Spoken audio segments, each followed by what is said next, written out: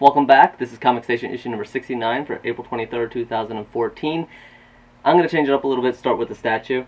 This is the Arkham Asylum Armored Edition for Batman, and obviously matching the shirt a little bit here. And honestly, the first impression when you just look at this, let alone pick it up, is just wow. Yeah, it's a beautiful sturdy piece. Too. It is sturdy, it's heavy, it's got a lot of heft to it, really nice detail all the way down to the chainmail, has all the little X's for the lengths, detail with the armor, you can see the layers. It's just really cool, really heavy, really nicely done. The base is all one piece, so it's really nice that there's no pieces that go missing. Everything seems pretty solid. There's nothing moving or missing that could go missing. Common thing with my statues. And yeah, I mean, they've been doing a really good job with the Arkham Asylum statues.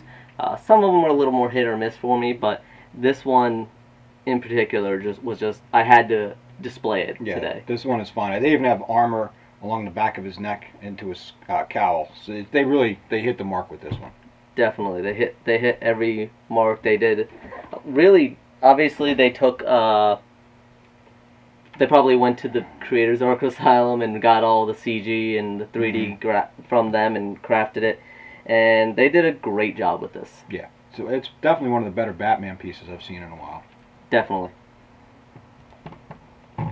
This big puppy can go over here. Well, we go with some of the comics. So I'm going to start off with, actually, from DC Comics, is Secret Origins, #1. It's the Origins. How many times have you heard the Origins for Superman? That has Robin, Dick Grayson, as well as Supergirl. I mean,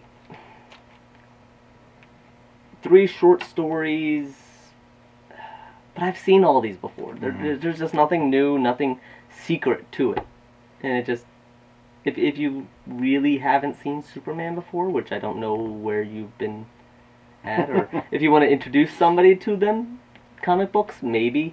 But again, they do so much better job in their own series. I don't know why they have a separate series for this. I don't either at this point. Any origin thing is just, we know these characters. Yeah, you want the origins, go look up the background in all the other comics that have rebooted everything. So, all right, well, I'm going with one of the big boys as well. This is Elektra #1 from Marvel. Didn't do anything for me. Wasn't happy with the artwork. You know, Elektra's an assassin. She goes to get out of New York, and she's talking to the person that gets her contracts. So she gets away, and of course she's going to be sent on this fool's errand to find some other assassin who basically nobody's sure exists or not. Blah blah blah blah. Once again, I mean, this is a Marvel #1. They're really pumping them out. They really are just pumping them out. I don't know. You know what? These characters, this particular character, doesn't seem to be someone that can carry a series. So, waste of paper, my opinion. It did nothing for me at all. Yeah, I think one of our viewers on YouTube, Comic Book Guy, mentioned that he's getting tired of Marvel with all their #1s, and really it just seems like they're throwing stuff and sticking it against the wall. Yeah. I'm getting tired of it. Like, they're just, if anything, it's making me less interested when I see a Marvel #1 anymore. Exactly. I agree, 100%. I mean, as a comic book store person, you know, I see all of these, and I would have to tell you, in my opinion, you know, it's a 50-50 hit or miss at this point. You know, yeah. You've got some really good ones, and then you've got stuff like this. It just, these characters can't carry it. I think out of all the #1s, I only have maybe 2, maybe teetering on a 3rd one to go in my pull box, but that's out of how many they've done. A lot. And honestly, it was one ended and I got the new one, so it wasn't even like a net gain. Right. Yeah, so, you know, every week it's something else, so enough. Alright, so we're actually going to go with a smaller publisher. There weren't too many smaller publishers, so both of ours are from IDW. But the first one is Seven Sword. This one is, as you may be able to tell from the cover, it's a samurai tale, but it's on a desert planet, so it fits very well with, you know, a samurai comes to a town, he ends up having to defend it for one reason or another, and you see that.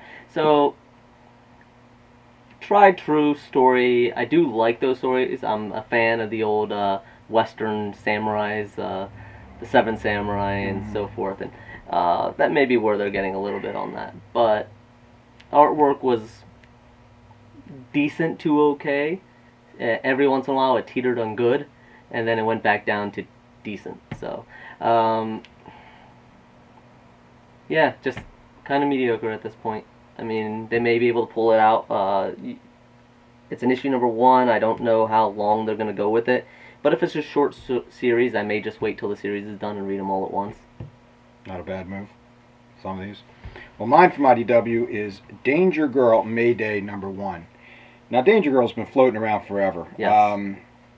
This particular one, we're not sure exactly at first. There's a group of people who are moving weapons, and another group comes to attack them, and basically they end up near this island, and they pull some stuff out of the water, and lo and behold, there's Danger Girl in a net. But nobody quite knows. Catch. Right, nobody quite knows what's going on at this point. And she wakes up and has no memory of who or what she is. Not typical. Yeah, so it was a decent little story. I like the artwork in this one. Of the two that I read, this was by far better, my opinion, than Elektra. Same here. IDW over DC this week. Yeah, for these two, anyways. Yeah, the big boys are just dropping the ball here. I would definitely. I mean, look, this is not super duper comic book by any stretch of the imagination, but it's something that if you got nothing else to do, picking up the second copy of this would not be a bad thing. Yeah, and we do want to mention Justice League United number 0. Go Canada. Go Canada, because there's no more Justice League of America. So it's more Justice League in Canada. It's probably going to be cleaner and nicer and more polite. Probably. So, and then the Original Sin from Marvel, number 0. Who is the Watcher? If you don't know who the Watcher is, he usually pertains to great events. He always says that he's just going to watch and never interfere, but he always ends up giving hints or something. So yeah, and this is the next Marvel big to do. Yeah, that's the next big event. Who knows? Probably cross over into just about everything. Yeah, probably. And just in time for all their number 1s. Exactly. So more money for all you folks out there. Yeah. This has been a real downer of a show so far, guys. You can tell the enthusiasm we have for these new issues and reboots and new events. They just need to slow things down maybe a little bit, let things actually build upon themselves, and make sure that they actually have a ground to stand on. Exactly. Yeah. Right now, both of the big companies are just churning stuff out, and they've plateaued, in my opinion. They're all meh. Yeah, I mean, some of the better titles are the ones that they've let stew for a while. Like, in my pull box alone, I can't speak to everybody, but Thor God of Thunder, it's how many issues in is it, and they're still going with it. They haven't rebooted that. They haven't, for DC Comics, you got Batman, you got all these offshoots, but the main title has been sticking strong. Batgirl is still going strong, stuff like that. So, I don't know, something about, give it a few months, let it settle. Yeah. No, I mean, I agree, and I read probably more than anybody. I can't keep up with it, and I really don't, have the patience to do it. No, I mean, I read them because obviously I have to talk to people during the daytime, but nothing has jumped out and grabbed me and said, I have to read this. I mean, there's been a few that are, okay, you've got my interest peaked, but nothing that just really wows me. We were talking earlier, Magneto was interesting. They have a good potential storyline for that one, but and holding off judgment on that one. Once again, and it's character driven. Sinestro. Yeah. I liked the book. I wasn't wowed by it, but I did like it. So okay, and you have a good character. And strangely enough, I like Sinestro, and I'm not a Green Lantern, let alone the Yellow Lantern Corps. But I did like how they did Sinestro number 1. So now, if both of these companies, they got to stop doing the other nonsense, the Secret Origins, the Elektra. We just don't need it. Marvel, I don't even know how many books Marvel puts out anymore. I mean, it's an astronomical amount. that actually brings us, we're going to end this real quickly. If you want to see reviews, go to frontdoorsgamer.com. Lido does have a number of reviews up. He followed up on The Witcher and Tomb Raider. He also has some new issue #1s that we didn't cover this week. The Eltingville Club and Conan the Avenger #1. I'm sure he has wonderful things to say about Conan. Always does. But brings us to our question. I actually do want to ask people, so many of these reboots, has anything this year that has been rebooted caught your attention and that you're reading it now? Like, the only one I think really sticking out in my mind is Loki, but that's just because, like I said, Thor God of Thunder. I'm a Thor fan. I saw Loki, so I started reading that. And even that one's teetering whether it's going to stay in my pull box. That's the only one I can really think of that jumps out at me right now that came out of the all-new Marvel Now reboots. Yeah, and for me, it would be Magneto. After that, anything else that I read this #1 has been some small publisher. They're outside of the box, and they're doing much better work, I think, than the big guys are.